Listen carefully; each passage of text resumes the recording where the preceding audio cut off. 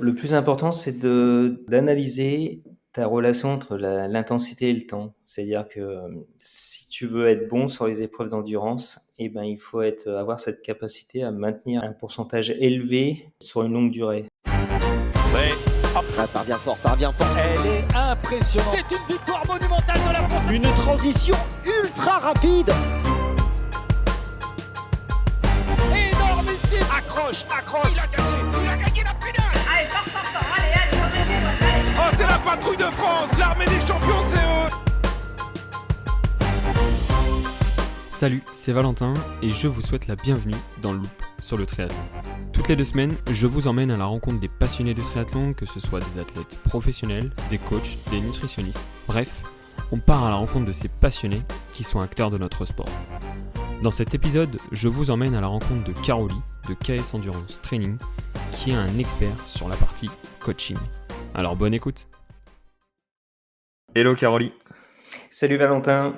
Bon, c'est un plaisir de te recevoir une nouvelle fois dans le podcast Loop sur le triathlon. On va commencer cet échange par une brève présentation de ton côté. Est-ce que tu pourrais dire aux auditeurs qui tu es et qu'est-ce que tu fais au quotidien ? Carolie Spi, je suis entraîneur un peu spécialisé triathlon et c'est mon quotidien où j'entraîne des athlètes de tous les niveaux tous les jours. Ok, au top. Ben, on voit en plus qu'il y a eu des beaux résultats ce week-end. On est vraiment dans une temporalité parce que l'épisode sort vendredi. Donc sur cette capsule, on va essayer de voir comment on détermine sa vitesse et sa puissance critique quand on se coach seul ou alors pour les coachs aussi pour avoir des notions. Pour commencer cet épisode, est-ce que tu pourrais définir la notion de puissance et de vitesse critique ? C'est la relation entre l'intensité et le temps. Donc si tu prends en vélo, ça serait la relation puissance-temps, et en course à pied, la relation distance-temps. Donc ce qui est assez simple, c'est que plus le temps s'allonge et moins l'intensité est élevée. Donc ça va étonner personne. Mais en calculant cette pente de relation entre l'intensité et le temps, on arrive à définir une intensité étalon qui s'appelle l'intensité critique, enfin plus précisément la puissance critique et la vitesse critique. Donc puissance critique en vélo, vitesse critique en natation et en course à pied. Et la connaissance de ces paramètres de cette intensité est vraiment quelque chose, est un étalon et permet de définir des domaines d'intensité.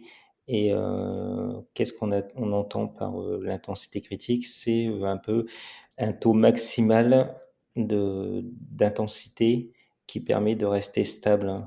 C'est-à-dire au-dessus de l'intensité critique, on part sur un processus non stable avec une dérive de VO2, de fatigue. En dessous de l'intensité critique, on peut y rester un certain temps. Alors, par définition, enfin au niveau mathématique, ce serait indéfini. Dans la réalité, c'est pas exactement ça. Mais quand on calcule bien son intensité critique, on va dire que c'est une intensité qu'on peut maintenir pendant 45 minutes à 1 heure. Ok. Qui est supérieur au seuil lactique ou au seuil ventilatoire 2. Donc parce qu'il y a beaucoup de monde qui fait ce rapprochement, ils pensent à chaque fois que la vitesse ou la puissance critique c'est identique au seuil lactique ou au seuil ventilatoire 2. Et ben pas du tout, l'intensité critique c'est bien au-dessus, c'est 10-15% dessus. Donc c'est important de faire la distinction, et justement quand on a la connaissance du seuil lactique ou du SV2 plus de l'intensité critique, on arrive vraiment à voir les domaines d'intensité précis et sur quelle zone on doit travailler pour optimiser son entraînement. Ok, donc c'est vraiment, on va dire, un peu une donnée où si on passe au-dessus, ça se dégrade, si on est en dessous, ça se passe bien. Et ensuite, on va voir, on travaille à certains pourcentages de cette vitesse critique sur certaines distances, c'est ça ? Oui, c'est ça. C'est vrai qu'après, tout dépend des efforts, mais moi, je travaille beaucoup sur, alors j'appelle ça le seuil de tolérance à la fatigue. On va dire au niveau scientifique, ils appellent ça, enfin, c'est sorti il n'y a pas très longtemps, les travaux sur le sujet, ça s'appelle la durabilité dans l'effort. Et pour moi, c'est vraiment la notion centrale de la performance sur longue distance. Enfin, même à partir du 10 km en course à pied et jusqu'à l'ultra trail, cette notion de durabilité est vraiment la notion clé pour être performant dans ces disciplines d'endurance. Si je comprends bien, c'est vraiment une donnée de base qui va servir à l'athlète dans la construction de toutes ces séances. Donc ça, on le verra dans la prochaine capsule. Mais justement, cette donnée de base pour construire tout l'entraînement, comment on la définit? Si on prend l'exemple du vélo et après on verra la course à pied, mais en vélo, quels sont les protocoles justement pour définir cette puissance critique et qu'est-ce qu'il faut mettre en place pour la déterminer? Alors, c'est souvent ce qui fait peur aux entraîneurs et après ce qui gêne un petit peu les athlètes, c'est que tu peux pas la déterminer avec un seul test. Donc Ok. il faut plusieurs tests. Donc forcément, si on prend le cas du vélo, parce que c'est là où c'est, on va dire, le plus problématique, c'est, si tu prends le cas du vélo, il faudrait bientôt déterminer ta puissance critique sur le plat, en montée, sur home trainer et si tu as un vélo de route et un vélo de contre-la-montre, la déterminer avec chaque vélo. Donc forcément, du coup, ça multiplie le nombre de tests. Si, on va dire dans une approche classique, on va utiliser 2 tests, enfin 2 durées différentes pour les mettre en relation. C'est préconisé entre 3 et 15 minutes. Moi, j'ai pas vraiment cette approche, mais je t'expliquerai peut-être pourquoi plus tard. Et après, si tu veux être plus précis, tu peux utiliser un modèle à 3 composantes, donc 3 tests différents. Donc forcément, si tu rajoutes les 3 tests et que tu multiplies par le nombre de contextes, parce que Ouais. la puissance a une expression différente sur le plat, en montée, en indoor. Donc forcément, ça fait énormément de tests. Après, on se heurte aussi à une chose que de nombreuses personnes n'aiment pas, c'est les mathématiques. Et je les comprends parce que je suis pas non plus fan des fois. Mais avec des tableurs Excel et on arrive à s'en sortir et à maîtriser les calculs de pente de relation. Ok. Ouais. Mais par exemple, si on prend l'exemple d'un athlète qui finalement fait que du vélo sur route, qui sort toujours avec son vélo contre la montre et qui a un profil type plat sur son objectif principal, là le test à mettre en place, c'est quoi? C'est 20 minutes à fond et ensuite il va déterminer sa puissance critique. C'est dans quel contexte qu'il doit mettre ça en place du coup? Alors, si on prend un exemple précis, ben, si tu veux, un cycliste, moi chez les cyclistes, je fais 3 minutes, 7 minutes, 15 minutes souvent. Ok, Après, ça dépend le type de cycliste, mais on va dire les cyclistes qui préparent des épreuves un peu plus typées, pas les cyclosportifs, mais vraiment course FFC, ouais, parce que du coup, dedans, il y a beaucoup plus d'à-coups et le 3 minutes est important à connaître pour vraiment déterminer ce qu'on appelle W prime. W prime, c'est justement la quantité d'énergie que tu as de disponible au-dessus de ta puissance critique. ok. Donc, ce qui ramène encore un élément en plus dans le calcul. Donc ça, c'est important à connaître.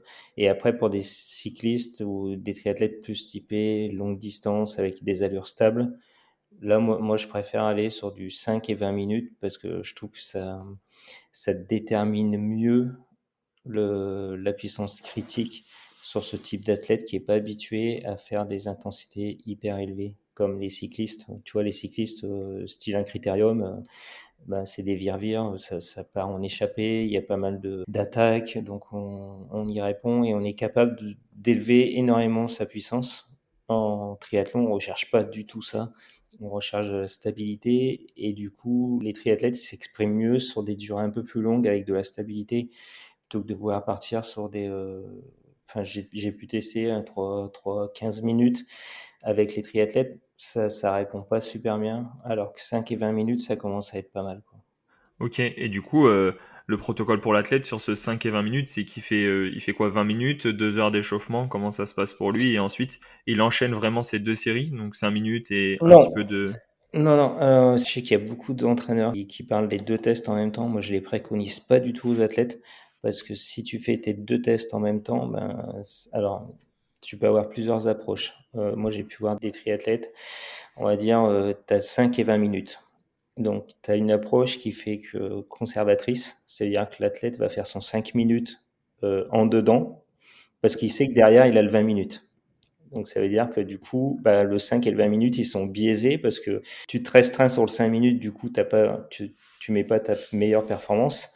Et Ouais, du coup, sur le 20 minutes, il va être impacté par le 5 minutes. Et tu vas avoir des ratios entre le 5 et le 20 qui vont pas être bons. Parce que ça, c'est hyper important. C'est que si la relation, elle est pas bonne entre le 5 et le 20 minutes, tu peux soit surestimer la puissance critique, C'est-à-dire si ton 20 minutes il est trop proche de ton 5 minutes, tu vas avoir une surestimation de ta puissance critique. Et à l'inverse, si ton 5 minutes est trop élevé par rapport au 20, tu vas avoir une sous-estimation de ta puissance critique. Ok. Et du coup, les athlètes qui font les deux tests en même temps, donc il y a cette configuration où l'un est conservateur. Après, tu as la configuration où il va tellement donner sur le 5 minutes, ça va Ouais. impacter le 20 minutes. Et du coup, la dynamique entre le 5 et le 20 sera aussi brisée.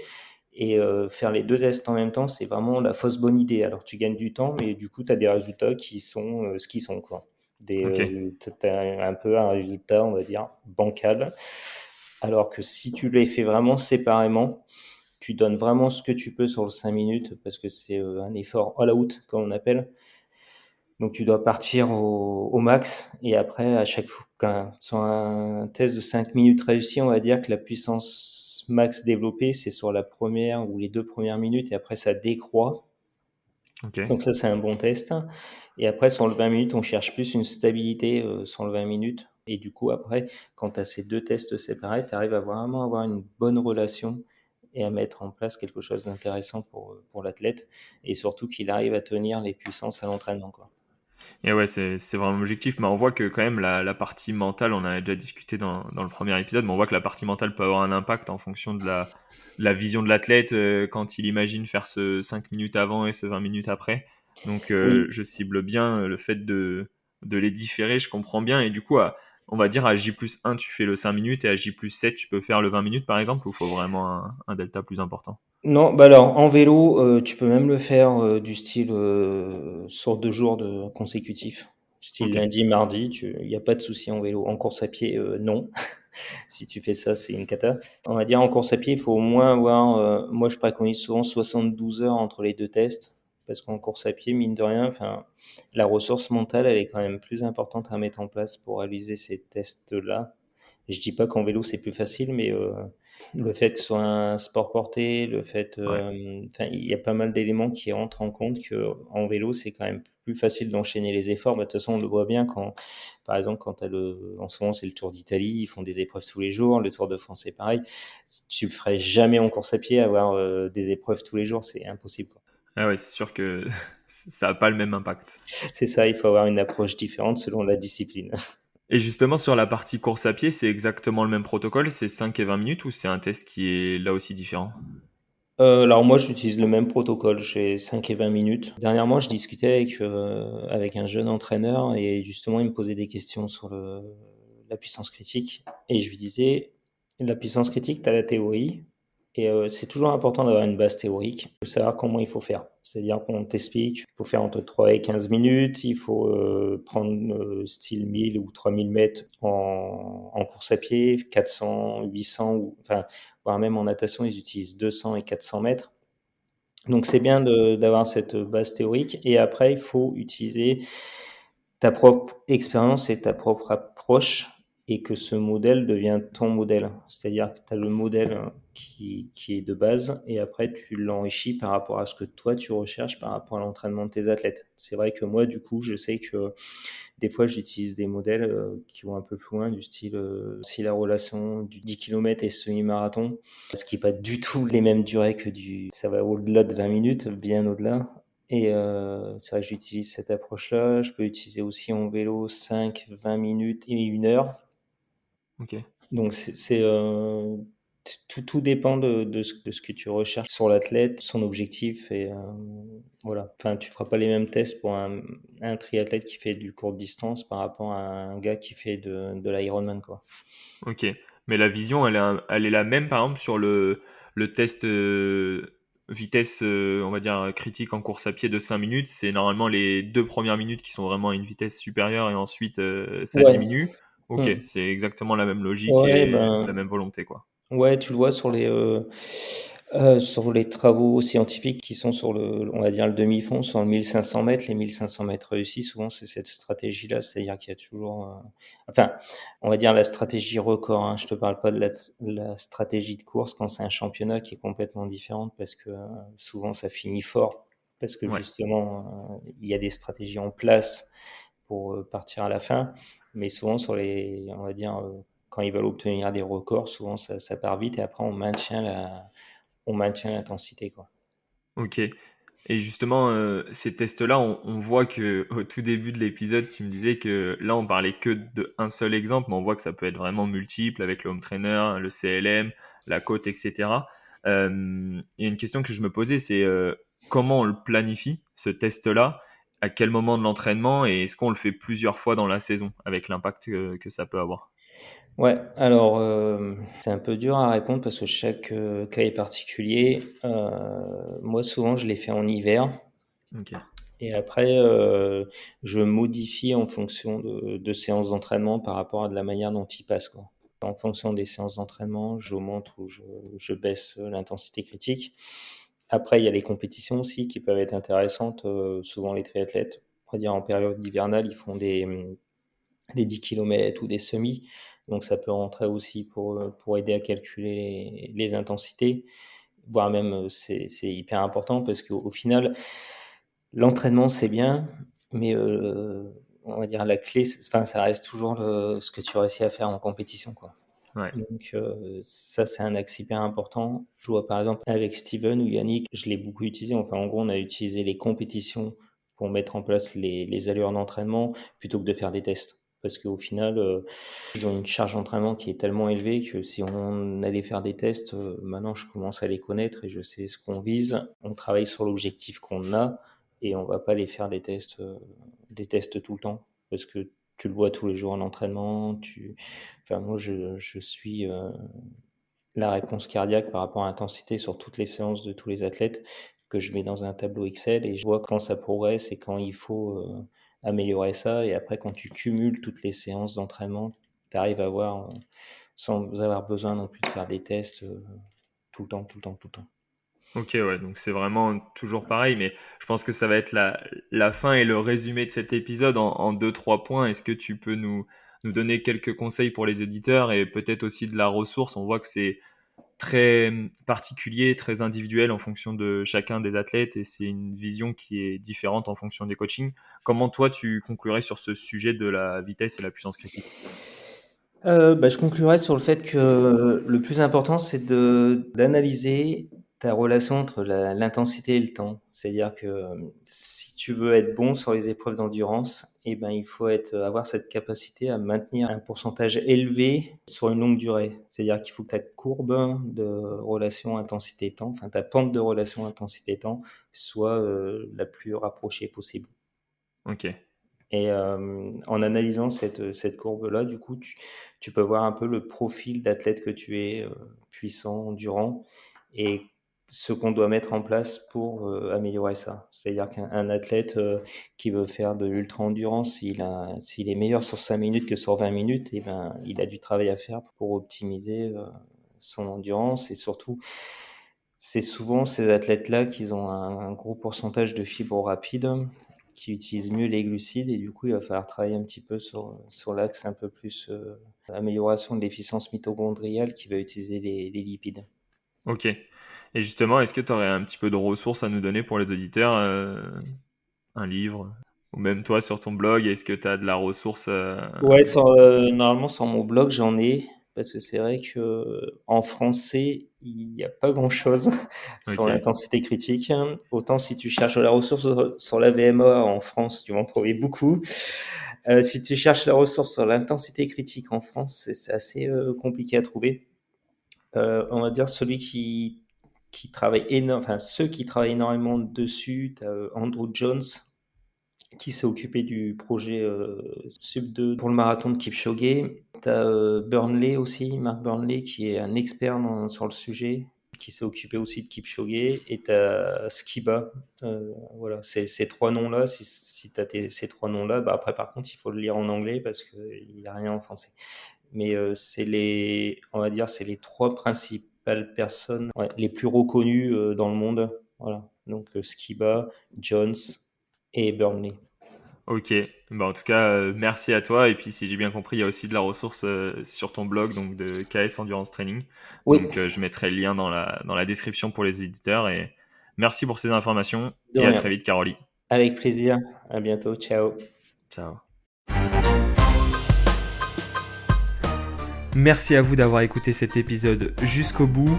Pour continuer à faire évoluer le projet, je vous invite à me laisser un avis sur les différentes plateformes d'écoute.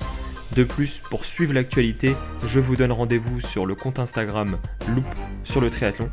Et surtout, on se donne rendez-vous dans 15 jours. Alors merci à vous et à très vite. Ciao ciao.